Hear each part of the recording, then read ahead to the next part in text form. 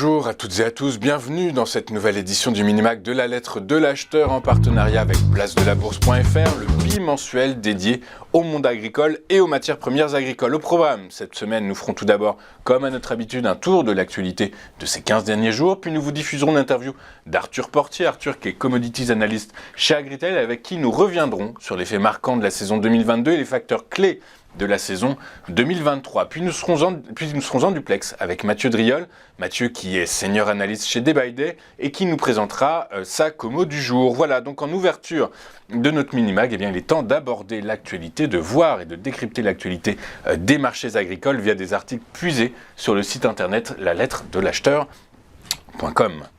La sécheresse, qui a frappé de plein fouet les champs argentins et réduit la production des principales cultures de rente, devrait se finir dans les mois à venir, même s'il faudrait vraisemblablement attendre le mois de mars avant que les niveaux de pluie et d'humidité des sols ne reviennent complètement à la normale. En conséquence, les marchés s'attendent à ce que la récolte de blé 2022-2023 atteigne seulement 12,4 millions de tonnes en baisse par rapport aux 22,4 millions de tonnes récoltées l'année précédente. L'Argentine, un des 5 plus grands producteurs au monde de soja et de maïs et un des 15 plus grands producteurs au monde de blé, a vu la majeure partie de sa production anéantie par 3 années consécutives de précipitations particulièrement douloureuses dues au phénomène météorologique La Niña.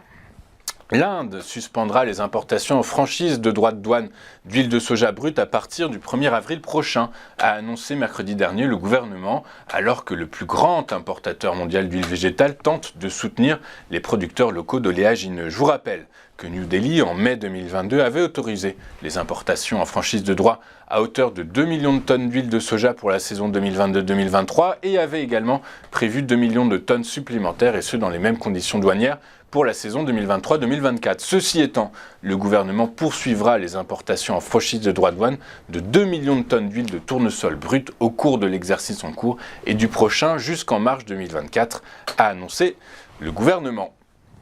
Il est désormais l'heure de faire le bilan de la saison 2022, une saison unique qui restera dans les annales des marchés agricoles avec des niveaux de prix jamais vus et une volatilité démentielle. Les facteurs sont multiples, météorologiques, macroéconomiques, géopolitiques, sanitaires.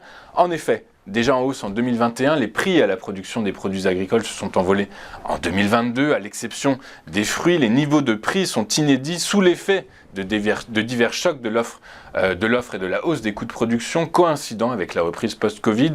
De plus, en février, le déclenchement du conflit en Ukraine a provoqué une envolée sans précédent des prix des céréales et des oléagineux déjà élevés depuis la fin 2021.